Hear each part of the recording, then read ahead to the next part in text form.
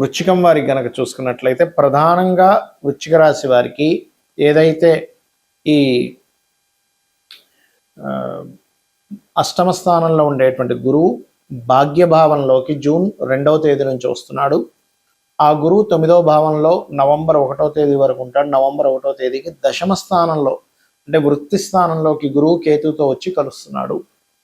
మరి దీనివల్ల కలిగే ఫలితాలు ఏమిటి, ఏ దేవత ఆరాధన చేసుకోవాలి, ఇటువంటి విషయాల పట్ల మీరు జాగ్రత్తగా ఉండాలి అనేటువంటి అంశాలు చెప్తుంది నేనైనప్పటికీ చెప్పిస్తుంది సాక్షాత్ లలిత అమ్మవారిగా భావిస్తూ ఆ లలితాంబిక అమ్మవారి యొక్క అనుగ్రహం మీకు పరిపూర్ణంగా కలగాలని మనస్ఫూర్తిగా కోరుకుంటూ, ఇక్కడ ఎప్పుడైతే ఈ ధనాధిపతి అయినటువంటి గురువు అష్టమంలో ఉండి మారుతున్నాడో, ధనాధిపతి భాగ్యంలోకి వెళ్ళడం అనేటువంటిది ఏంటంటే చాలా మటుకు ధన అభివృద్ధి, బ్యాంక్ బ్యాలెన్స్ ఎప్పుడు లేదండి అనుకునే వాళ్ళకి కొంచెం బ్యాంక్ బ్యాలెన్స్ పెరగడము, దూర ప్రాంతాలకు వెళ్ళడం ద్వారా కూడా కొంతవరకు ఉద్యోగ అవకాశాలు కలిసి రావడము, మరియు ఉన్నత విద్యల కోసం చేసే ప్రయత్నాలు మీకు కానీ మీ సంతానానికి కానీ అనుకూలత అనేటువంటిది కలగనుంది ఇక్కడ మీకు. అయితే ఎప్పుడైతే ఈ గురువు దశమ స్థానంలోకి వస్తాడో, సహజంగానే ఇప్పుడు మీకు దశమంలో కేతు ఉన్నాడు. కేతు అంటే ఏంటి? విరక్తి, వైరాగ్యము, ఇంట్రెస్ట్ లేకపోవడము, ఎంత మనం పనిచేస్తున్న బాసు గుర్తించకపోవడము, యాజమాన్యం గుర్తించకపోవడము, చేసే ఉన్నటువంటి వృత్తిలో పెద్దగా కలిసి రాకపోవడం ఇలాంటివి జరుగుతూ ఉంటాయి. కానీ గురువు ఎప్పుడైతే మీకు నవంబర్ 1వ తేదీ నుంచి వస్తున్నాడో చాలా అంటే చాలా మటుకు మీకు ఇక్కడ ఈ జాబ్ విషయంలో మార్పులు కానివ్వండి, జాబ్ విషయంలో అభివృద్ధి కానివ్వండి, కొంత ఒక కొత్త మార్క్ మీరు క్రియేట్ చేయడం కానివ్వండి, ఇటువంటివన్నీ కూడా ఉంటాయి. అయితే ఇక్కడ మీరు ఏంటంటే కొద్దిగా ఈ చతుర్థ భావంలో రాహు ఉన్నందుకు కూడా కొంత విదేశాల్లో మీరు అక్కడ ఏదైనా పిఆర్ రావడానికి కానీ, అక్కడ గ్రీన్ కార్డు హోల్డర్స్ అవ్వడానికి కూడా అనుకూలిస్తాడు. కాకపోతే ఇక్కడ ఎంతైనా సరే పంచమంలో ఉండేటువంటి శని సంతానం విషయంలో కలుగుతున్న ఇబ్బందుల్ని తగ్గిస్తాడు ఇక్కడ. ఎందుకంటే పంచమ స్థానంలో ఉండే శని ఏంటంటే కొంచెం తీసుకునే నిర్ణయాల విషయాల్లో కూడా రాంగ్ డెసిషన్స్ తీసుకోవడం జరుగుతూ ఉంటుంది. కాబట్టి ఇంతకాలం నుంచి ఏ నిర్ణయం తీసుకోవాలో అర్థం కాని స్థితిలో ఉండేటువంటి మీకు ఈ గురువు ఎప్పుడైతే భాగ్యభావంలోకి వస్తాడో, శనిని వీక్షిస్తాడో, కొంచెం ఆలోచన విషయంలో చాలా అభివృద్ధి కలగడము, సంతానం విషయంలో కూడా అభివృద్ధి కలగడము, రాజకీయంగా కూడా అభివృద్ధి కలగడం అనేటువంటిది జరగనుంది. అయితే ఈ 9వ స్థానంలో గురువు ఉన్నందుకు ఎవరైతే ఉపనయన సంస్కారాల కోసం ప్రయత్నం చేస్తూ ఉంటారో వాళ్ళకి మంచి అనుకూల వాతావరణం ఇప్పుడు ఏర్పడనుంది. ఈ జూన్ 2వ తేదీ నుంచి మరి పుణ్యక్షేత్ర దర్శనాలు కూడా చేసుకుంటారు. కాకపోతే ఈ బ్యాంక్ ట్రాన్సాక్షన్ చేసేటప్పుడు కొద్దిగా జాగ్రత్తగా ఉండండి. ఎందుకంటే గురువు సింగిల్గా ఉన్నప్పటికీ అక్కడ శని రాహు ఎనర్జీస్తూ ఉన్నాడు. కాబట్టి శని రాహు గ్రహాల దగ్గర దీపారాధన చేయడము, మినుములు నువ్వులు అప్పుడప్పుడు దానంగా ఇవ్వడం చేయండి. అన్ని విధాలా మీకు బాగుంటుంది. మరి ఈ గురువు కర్కాటక రాశిలోకి సింహరాశిలోకి అంటే ఈ సంవత్సరం కూడా పోయిన సంవత్సరం లాగే బాగా ఫాస్ట్గా మారుతున్నందుకు ఏమిటి దీని యొక్క ఫలితం ఏమిటి అంటే ఎప్పుడైనా గురువు గనక ఇలా మారినప్పుడు కొన్ని దేశాల నుంచి కొన్ని రాష్ట్రాల నుంచి వలసలు వెళ్ళడం జరుగుతుంది. ఎందుకంటే జీవుడు జీవకారకుడు గురువు. అందుకని ఏంటి దాని ప్రభావం ఏప్రిల్ మే నుంచే ఉంటుంది. జూన్ దాకా వెయిట్ చేయగల. మే నుంచే కొన్ని ప్రదేశాల నుంచి కొంతమంది కొన్ని వేల సంఖ్యలో జనాలు మారిపోవడం జరుగుతుంది. దేశకాల పరిస్థితుల్లో గుర్తుపెట్టుకోండి. రెండవది నీటి మూలంగా వచ్చే వైరస్లు. అంటే నీరు వల్ల వచ్చింది, సముద్రంలో పుట్టింది, లేకపోతే చెరువుల్లో పుట్టింది, నదుల్లో పుట్టింది అంటూ ఉంటారు. అటువంటి వైరసెస్ రావడానికి ఎక్కువ ఆస్కారం ఉంటుంది. కాబట్టి ప్రజలందరూ కూడా ఎందుకంటే ఏమండి గురువు ఉచ్చస్థానంలో ఉన్నాడు కదా మంచిదే కదా అనుకుంటారు. అది నిజమే. కానీ గురువు యొక్క స్వరూపం ఎలా ఉంది అనేటువంటి చూడాలి.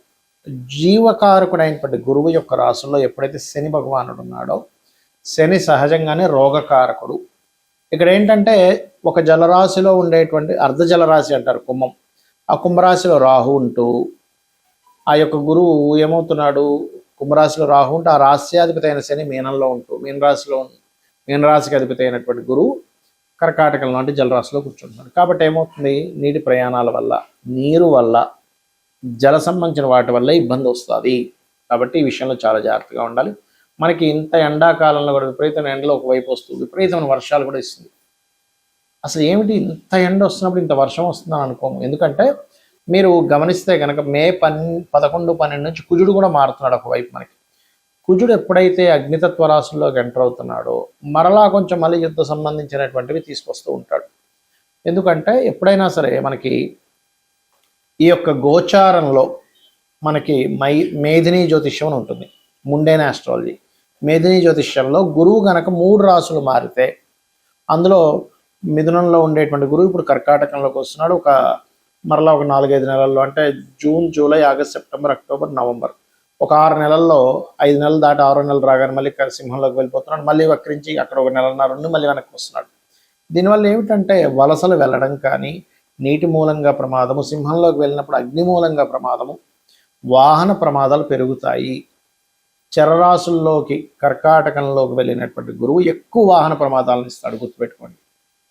కాబట్టి ఈ వాహనాల మీద వెళ్ళేటువంటి వారు కాస్త జాగ్రత్త వహించండి. నిద్ర వస్తుందా పక్కగా ఆపుకోండి, లేనట్లయితే ఇంత ప్రయాణం నేను చేయలేననుకుంటే ఎక్కడ స్టే అయిపోండి. ఎక్కువ అతివేగం అనేటువంటిది పనికిరాదు. ఇవి ఖచ్చితంగా జాగ్రత్త పడండి. మరి నీటి మూలంగా రోగాలు వచ్చేటువంటి కాంబినేషన్స్లో గురువు ఉన్నాడు కాబట్టి మీరు చేయవలసినటువంటి తీసుకోవాల్సిన జాగ్రత్తలు ఏమిటి? ఇంట్లో నీరు తాగేటప్పుడు కాచి చల్లార్చిన నీటినే వాడండి.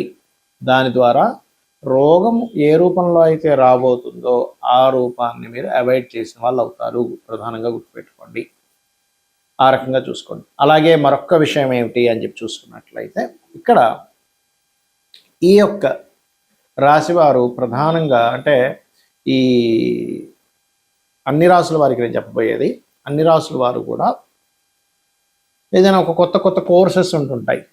కొత్త కోర్స్ కోసం ఇక్కడ డబ్బులు కట్టామండి, అయ్యో ఆ తర్వాత ఫ్రాడ్ అని తెలిసిందండి అంటూ ఉంటాం. కాబట్టి ఏంటి, ఈ ఆన్లైన్ మోసాలు పెరగడం. మీరు గమనిస్తే కనుక ఈ గురువు కర్కాటకంలో ఉన్నప్పుడు దొంగ బంగారం బయటపడుతూ ఉంటుంది. అయ్యో ఇదంతా ఫ్రాడ్ అంట, అయ్యో మనం ఇలా అనుకున్నాము. ఎందుకంటే రేట్లు పెరగడం తరగడం అనేది సంవత్సరం అంతా ఉంటుందని చెప్పాను నేను. విపరీతంగా పెరుగుతుంది, మళ్ళీ తగ్గిపోతూ ఉంటుంది. అయితే ఇది ఒక రకంగా చెప్పాలంటే షేర్ మార్కెట్లో బాగా ఆడితేరినటువంటి వారికి ఈ గేమ్ కనుక బాగా అర్థమైతే కరెక్ట్గా తగ్గినప్పుడు మనీ పెరిగినప్పుడు అమ్మేస్తూ ఉంటారు. అంటే ఒక ధనం సంపాదించుకోవడానికి మంచి మార్గమే, కానీ అప్పులు చేసి మాత్రం ఎట్టి పరిస్థితుల్లో అలాంటి డెసిషన్స్ తీసుకోకండి. ప్రధానంగా ఈ గురువు ప్రధానంగా ఏంటంటే, గురువు యొక్క ప్రభావం మీకు తగ్గాలి అంటే పరిహారం ఏం చేసుకోవాలి? ఇక్కడ గురువు యొక్క ప్రభావాన్ని నెగిటివ్ వైపు తీసుకెళ్లేటువంటి గ్రహాలు శని రాహువులు అయ్యారు. కాబట్టి శనికి రాహుకి ప్రధానంగా దీపారాధన చేయండి. నువ్వుల నూనె ఆలయాల్లో దానంగా, అంటే మీరు ఇస్తూ ఉంటారు కదా దీపారాధన కోసమనో వంటల కోసమనో, అలా నువ్వుల నూనె ఇవ్వండి.